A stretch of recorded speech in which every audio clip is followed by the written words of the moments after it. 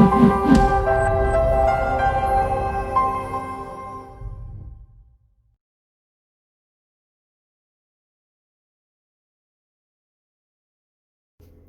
this is Alex Yoder with Pro Tip Tuesday, my favorite day of the week. And today I'd like to talk about renter's insurance. You know, we always get the question, do you guys require renter's insurance for us as a management company? But, you know, other property owners who are self-managing kind of always ask that question as well, like what should I be doing with my lease and what should I be requiring? The answer to that question is kind of the same whether you're a landlord self-managing or a property manager. In my opinion, I believe you should require renter's insurance with your tenants. Now, one of the reasons that a lot of management companies are hesitant to do that is that the policing work kind of attaches them to some liability, right?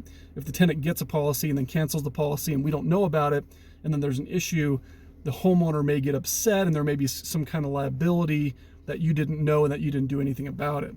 The problem is you'd have to have a full-time staff person just dedicated to policing renter's insurance. It's not realistic to do that.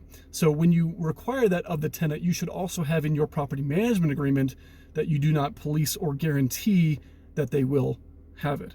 Now, we as a management company do something slightly different where the tenant is required to have it, but if they don't, we will enroll them at their expense into a liability protection program. So at a minimum, the property owner is protected from negligence on their part and damage that may be caused by negligence. So that liability coverage. The number one thing that occurs and the number one reason that we want renter's insurance is hoses that are attached to spigots that are not disconnected prior to the freezing season or are used during the freezing period during the winter and then not disconnected afterwards. Because what happens is the water gets trapped in that pipe, and you know, when you shut those off, you're actually shutting it off further back in the wall. But when you do that, if the hose is not disconnected, water can easily be trapped between where it's shut off and where it's actually connected to the hose, and that breaks. And then when they go to use it in the spring, summer, they turn it on and then it starts spraying through that break in the pipe. That is the number one reason that we want renter's insurance. And we probably have one of those maybe once a year, sometimes twice a year, where there was major, you know, basement drywall and carpet damage because of a leak as a result of a hose not being disconnected.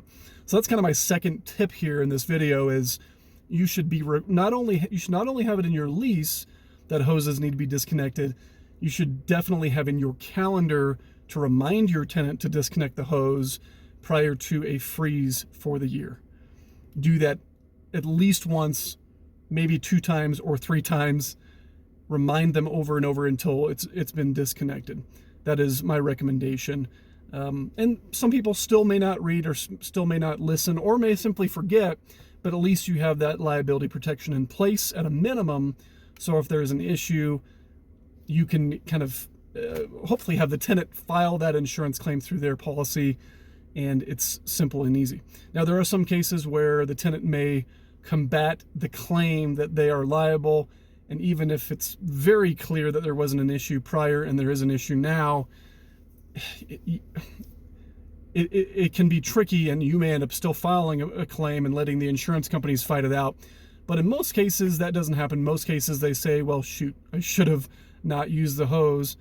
And you can say, well, you were using it for 2 months and it wasn't leaking, and now it's leaking, which is clear evidence that it froze because you didn't disconnect it somewhere in the middle there. So that's my advice on that, and some thoughts on renter's insurance. So that is all for today. Alex Yoder, Dorman Real Estate Management Pro Tip Tuesday. We'll see you next week.